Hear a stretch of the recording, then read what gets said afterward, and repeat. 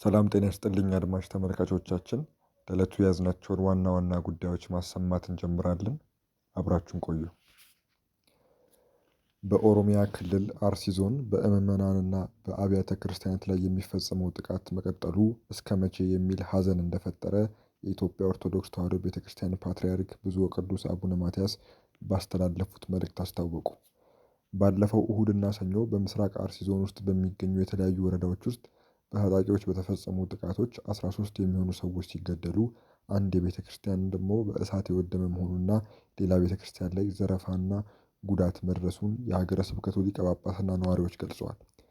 ይህንን ተከትሎ ብፁዕ ቅዱስ አቡነ ማትያስ የኦርቶዶክስ ቤተ ክርስቲያን ቀዳሚው ፓትርያርክ ርዕሰ ሊቃነ ጳጳሳት ዘኢትዮጵያ ሊቀ ጳጳስ ዘአክሱም ወዕጨጌ ዘመንበረ ተክለ ሃይማኖት በአርሲ ሀገረ ስብከት በቤተ ክርስቲያኗና በምዕመናን ላይ የደረሰውን ጥቃት በማስመልከት መልእክት አስተላልፈዋል። አቡነ ማትያስ በአርሲ ሀገረ ስብከት በአስኮ፣ በሽርካ፣ በሆንቆሎ፣ በዋቤና በሙኔሳ ወረዳዎች በተፈጸሙት ጥቃቶች በመንፈስ ቅዱስ ልጆቻችንና በቅድስት ቤተ ክርስቲያን ላይ ስለደረሰው አሰቃቂ ጥቃት የሰማነው በተሰበረ ልብ ነው ብለዋል። በጥቃቱ በርካታ ምዕመናን በግፍ መሰዋታቸውና በመቶዎች የሚቆጠሩ ወገኖቻችን ከቀያቸው መፈናቀላቸው ቤተ ክርስቲያናችንን በእጅጉ ያሳዘነ ክስተት ነው ያሉት ፓትርያርኩ በአርሲ ምድር በተደጋጋሚ የሚስተዋለው በደልና ግፍ በሁላችንም ልቦና ውስጥ እስከ መቼ የሚል የቁጭትና የሐዘን ጥያቄን ፈጥሯል ብለዋል።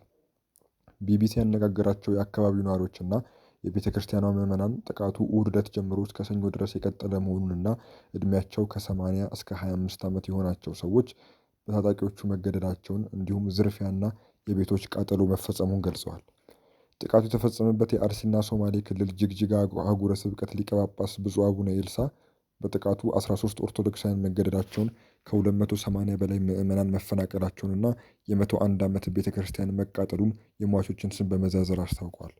ፓትርያርክ አቡነ ማትያስም የእምነት ነጻነት ተደፍሮ 100 ዓመታት ያስቆጠረው የጠላታ ቅዱስ ገብርኤል ቤተ ክርስቲያን መቃጠሉን እንዲሁም የካራ ኩፍቴና መድኃኔዓለም ቤተ ክርስቲያን መዘረፉን በመልእክታቸው ላይ አመልክተዋል። ቢቢሲ ያነጋገራቸው የቤተ ክርስቲያናቱ አባላት የተቃጠለውን የተዘረፈውን ቤተ ክርስቲያን ምዕመናን ጽላቱን ይዘው ተሰደዋል፣ መኖሪያ ቤታቸውም ተቃጥሏል ብለዋል። ቤተ ክርስቲያኗ በምድራዊ መከራ ውስጥ ያሉትን ምዕመናን በምታጽናናበት በዚህ ወቅት ራሷ በፈተና ውስጥ ሆና መቸገሯን የጠቀሱት ፓትርያርኩ በአርሲ ውስጥ በተደጋጋሚ የሚፈጸመው ጥቃት ከመቆም ይልቅ እየባሰ መምጣቱን በመግለጽ የሚመለከታቸው አካላት ኃላፊነታቸውን እንዲወጡ ጥሪ ያቀርበዋል። ይህ መከራ እያበቃ ሳይሆን እየሰፋ በመምጣቱ የዜጎችን ደህንነት የመጠበቅና ሰላምን የማስፈን አደራ የተጣለባቸው የጸጥታ አካላትና ኃላፊዎች ይህንን የጥቃት ሰንሰለት በማስቆምና ወንጀለኞችን ለሕግ በማቅረብ ከታሪክ ባለዕዳነት ትድኑ ዘንድ በቤተ ክርስቲያን ስም አበክረን እናሳስባለንም ብለዋል። ከቀናት በፊት የተከሰተውን የበርካታ ሰዎች ሕይወት የጠፋበትና መፈናቀል ያስከተለውን ጥቃት በተመለከተ ከፌዴራል መንግስቱ ከኦሮሚያ ክልል አስተዳደርም ሆነ ከዞኑ ኃላፊዎች እስካሁን የተባለ ነገር የለም። ቢቢሲ በደረሰው ጥቃት ላይ መረጃ ለመጠየቅ ለኦሮሚያ ክልል ኮሚኒኬሽን ቢሮ ኃላፊ አቶ ኃይሉ አዱኛና የክልሉ ሰላምና ጸጥታ ቢሮ ኃላፊ አቶ አራርሳ መርዳሳ በተደጋጋሚ ቢደውልም ስልካቸው ባለመነሳቱ ምላሽ ማግኘት አልቻለም። ቢቢሲ አፋን ኦሮሞ የአርሲ ዞን ኮሚኒኬሽን ጽህፈት ቤት ኃላፊ የሆኑትን አቶ ሶሪ ወጌን ስለተፈጸመው ጥቃት ማክሰኞ አመሻሽ ላይ ለቀረበላቸው ጥያቄ እስካሁን የደረሰን መረጃ የለም፣ እናጣራለን የሚል ምላሽ ሰጥተዋል። ጥቃቱ ከተፈጸመባቸው አካባቢዎች አንዱ የሆነው የሆንቆሎ ዋቤ ወረዳ አስተዳዳሪ ሐሰን መሐመድም ሰዎች ስለሞቱበትና ንብረት ስለወደመበት ክስተት መረጃ የለንም የሚል ምላሽ ሰጥተዋል። ከጥቃቱ ጋር ስሙ እየተነሳ ያለው መንግስት በሽብርተኝነት ፈርጆ ሸኔ ሲል የሚጠራው የኦሮሞ ነጻነት ሰራዊት ቃል አቀባይ ጅሬኛ አያና ረቡዕ ዕለት ለቢቢሲ አፋን ኦሮሞ በሰጡት የጽሁፍ ምላሽ በምስራቅ አርሲው ጥቃት የሰራዊቱ እጅ የለበትም ሲሉ አስተባብለዋል። በአሰኮ የተከሰተው የኦሮሞ ነጻነት ሰራዊት በሌለበት የሆነ ነገር ነው። የኦሮሞ ነጻነት ሰራዊት በእንደዚህ አይነት ተግባር ውስጥ በፍጹም አልተሳተፈም፣ አይሳተፍምም ብለዋል። በኦሮሚያ ክልል በሚገኘው አርሲ ዞን ውስጥ በሚገኙ ቦታዎች በተለያዩ ጊዜያት በተፈጸሙ ጥቃቶች በርካታ ሰዎች መገደላቸው የተዘገበ ሲሆን ነዋሪዎች ጥቃቱ እምነትን መሰረት ያደረገና ኢላማ የተደረጉ ሰዎችን መኖሪያ ንብረትና አብያተ ክርስቲያንን ጭምር ያወደመ መሆኑን ይናገራሉ። በአርሲ ዞን በተመሳሳይ ስፍራዎች በተደጋጋሚ እየተፈጸሙ ለሰዎች ሕይወት መጥፋትና ለንብረት ውድመት ምክንያት የሆኑ ጥቃቶች በማን እንደሚፈጸሙ እስካሁን በግልጽ የታወቀ ነገር የለም።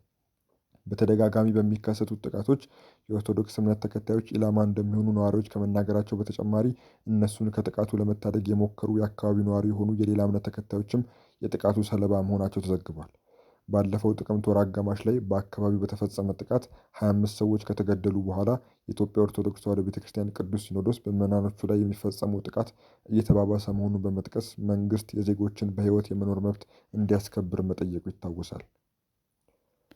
ወደ ውጭ ዜናችን ስናልፍ ከፕሬዝዳንት ትራምፕ ጋር የተወዛገቡት ጠቅላይ ሚኒስትር ኔታንያሁ ኢራን በእሳት እየተጫወተች ነው አሉ። የእስራኤሉ ጠቅላይ ሚኒስትር ቤንያሚን ኔታንያሁ በእሳት እየተጫወተች ነው ያሏት ኢራን ያላትን የዩራኒየም ክምችት ለማስወገድ እንዳልተስማማች፣ ነገር ግን የሚደርስባት ጫና እየበረታ መሆኑን ተናገሩ። ከአሜሪካው ፕሬዝዳንት ጋር መወዛገባቸው የተነገረው ጠቅላይ ሚኒስትሩ ከትራምፕ ጋር በኢራን ጉዳይ ተመሳሳይ አቋም እንዳላቸው ተናግረዋል። ጠቅላይ ሚኒስትሩ ለሲኤንቢሲ በሰጡት ቃለ ምልልስ ኢራን ከአሜሪካ ጋር የምታደርገው ድርድር ካለ ስኬት ቢቋጭ ብዙም እንደማያሳስባቸውና የኢራን ጉዳይ ያላበቃ ቢሆንም ግን በከፍተኛ ሁኔታ መዳከሟን ገልጸዋል። ከኢራን ጋር ዳግም ወደ ሙሉ ጦርነት የመግባቱ ጉዳይ በፕሬዝዳንት ትራምፕ የሚወሰን መሆኑንና የአሜሪካና የእስራኤል ኃይሎች ዝግጁ ናቸው፣ ኢራንም ይህን ማወቅ አለባት፣ እነሱም ያውቃሉ ብዬ አስባለሁ፣ ነገር ግን በግልጽ እንደሚታየው በእሳት እየተጫወቱ ነው ብለዋል። ጠቅላይ ሚኒስትር ኔታንያሁና ፕሬዝዳንት ትራምፕ እስራኤል በሊባኖስ ውስጥ እያካሄደችው ካለችው ጦርነት ጋር በተያያዘ ባለፉት ቀናት ሲዘገብ እንደነበረው በሁለቱ መሪዎች መካከል ጠንከር ያለ ንግግር መደረጉ ተገልጿል። ፕሬዝዳንት ትራምፕ ፖድ ዋን ፎርስ ከተባለ ፖድካስት ጋር ባደረጉት ቃለ ምልልስ ከኔታንያሁ ጋር የጋለ ምልልስ ማድረጋቸውን አረጋግጠዋል። አዎ ጠንካራ ውይይት አድርገናል። በጣም ተናድጄ ነበር። ሊባኖስ ውስጥ ኔታንያሁ እያካሄደው ባለው ያልተቋረጠ ጦርነት ተረብሼ ነበር በማለት ውይይታቸው ጠንከር ያለበትን ምክንያት አስረድተዋል። የኔታንያሁ ጽሕፈት ቤት ከፕሬዝዳንት ትራምፕ ጋር ስለተደረገው የስልክ ምልልስ በይፋ ከመናገር ቢቆጠብም ጠቅላይ ሚኒስትሩ ግን እንደ ጥሩ ቤተሰብ አንዳንድ ጊዜ ስልታዊ ልዩነቶች አሉ በማለት ጉዳዩን በማጣጣል የጋራ ዘላቂ ዓላማ እንዳላቸው አመልክተዋል። ኔታንያሁ ጨምሮም ከኢራን ጋር በተያያዙ ጉዳዮች ላይ ከፕሬዝዳንት ትራምፕ ጋር ዘወትር ስምምነት እንዳላቸው ተናግረዋል። በኩዌት ዓለም አቀፍ አውሮፕላን ማረፊያ ላይ በተፈጸመ የኢራን የድሮን ጥቃት አንድ ሰው መገደሉንና 60 ሰዎች መቁሰላቸውን አንድ የሀገሪቱ ባለሥልጣናት ተናግረዋል። የኩዌት የመከላከያ ሚኒስቴር ቃል አቀባይ ጥቃቱን የኢራን የወንጀል ድርጊት ሲሉ፣ የሀገሪቱ የውጭ ጉዳይ ሚኒስትር ደግሞ በጥቃቱ የዲፕሎማቲክ ተቋማት ላይ ጉዳት ደርሷል ብለዋል። የኢራን እስላማዊ አብዮታዊ ዘብ ጥቃቱ አሜሪካ ጠዋት በኢራን የነዳጅ ጫኝ መርከብና በቀይ ሽም ደሴት ላይ ለፈጸመችው ጥቃት አጸፋ መሆኑን ገልጿል። ኢራን ቀደም ብላ በባህረ ሰላጤው የሚገኙ የአሜሪካ ወታደራዊ ሰፈሮችን ኢላማ ማድረጓን አሳውቃ ነበር። ዘገባው የቢቢሲ ነው።